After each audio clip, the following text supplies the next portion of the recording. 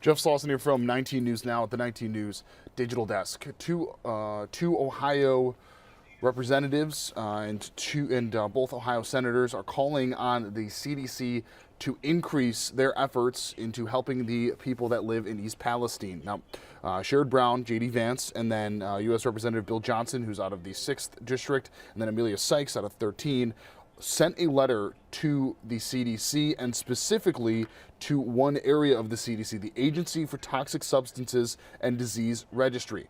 They're calling on them to act immediately to start to provide more resources to help the people and to help the area itself of East Palestine. Earlier today, we spoke with both J.D. Vance and we spoke with Sherrod Brown about these issues and what they're calling on for them to change. First, we're going to start with J.D. Vance here. J.D. spoke for quite a bit of time. Senator Vance explained his position and called on Norfolk Southern, the train operating company, to make some big changes. We'll play you that interview for you now. This is maybe the most important thing that I can say on the cleanup. So what I've heard from multiple people is that the accident happened, and by Tuesday there were replacement rails. So this is the day after the controlled burn. I believe the controlled burn was on Monday. So on Tuesday, there were replacement rails allowing trains to run through that area. You cannot dig out and clean up an area if it's covered by railroad tracks and there are trains going over it. So the fact that they replaced the rails, I think, suggests they're much more focused in reopening the railway than in cleaning up this community. That's a big, big problem, and it's something we're going to take to Norfolk Southern, frankly, as soon as we leave this meeting. I think it is frightening. It's a frightening situation, and my guidance to people is to continue to drink the bottled water. We don't know. I mean, look, people say that the air is clean. I would like to believe that that's true. I also have been here for all of 3 hours, and it doesn't smell great to me, especially when we first arrived. This morning, I was immediately struck by the smell of the air. So, look, this is, thankfully, the air problem, I think, is a much shorter-term problem than the water problem. But we have to make sure, long-term, we're testing the air, we're testing the water, and again, we're trying to understand what level of chemical is dangerous to people. This is another thing that I'd really emphasize for everybody.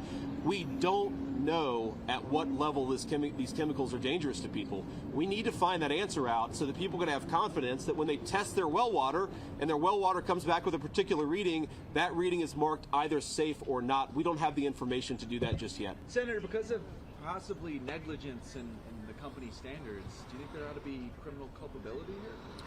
Well, look, we'll see what criminal culpability needs to happen when we learn more about what actually caused this. I've heard a lot of explanations for what caused this. I've heard about the electronic braking system. I've heard that potentially we're replacing axles in trains with cheaper parts from China as opposed to high-quality parts from America or elsewhere. I've heard a lot of possible explanations, but I don't want to commit myself to saying, or commit any of us to saying, we need to do a particular thing when we don't know what actually caused the accident. So step one is figure out the public safety side of this. Step two is figure out the cleanup and actually get this community cleaned up properly. And then I think step three is get to the bottom of why this happened. And certainly if there was criminal culpability, then people ought to suffer for it.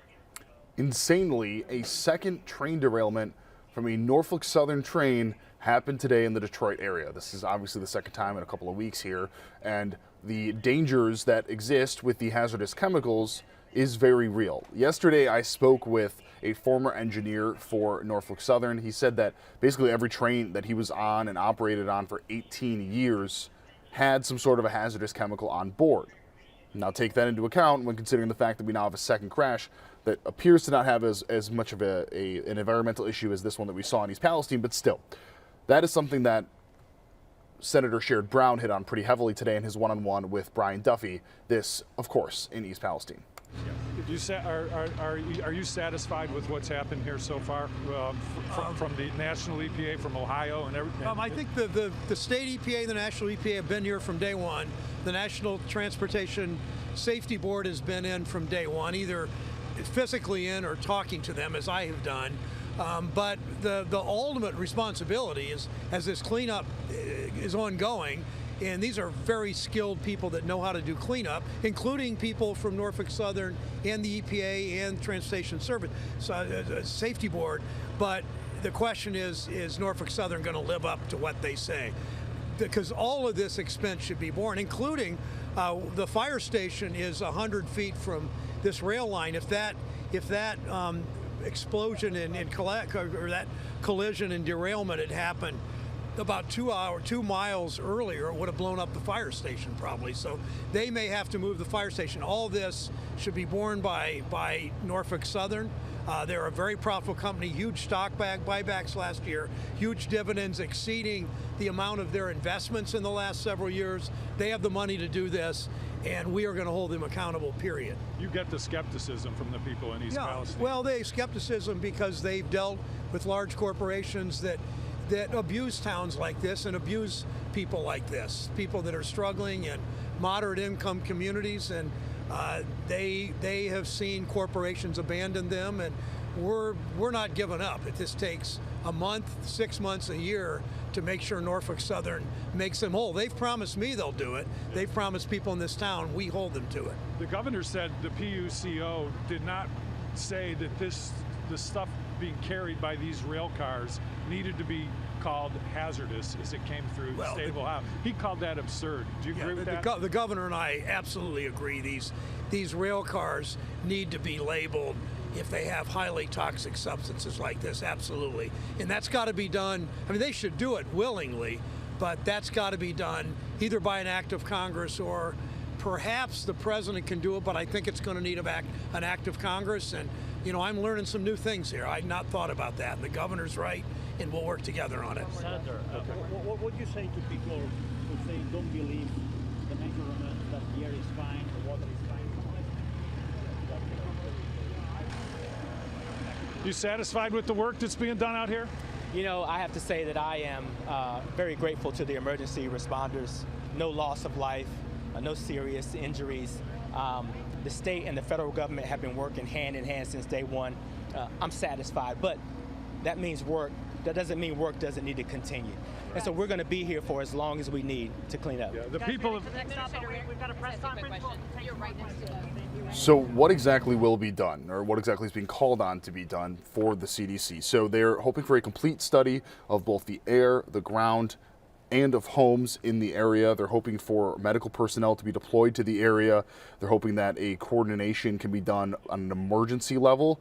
Think of something similar to what would happen for a tornado or a hurricane. They're hoping to coordinate with the EPA and others to monitor data from the air, soil, and water, assisting with public health messaging and communications materials. That's a pretty big part of this. And then lastly, explore potential options to ensure that people have health care regardless of what happens, and especially if something bad happens as a result of this runoff and as a result of the train derailment that happened just a little bit ago. We're going to talk about this and address this much more tonight on 19 News at 10 and 11. It's important to note that Governor DeWine also had a similar request for the CDC to be more involved.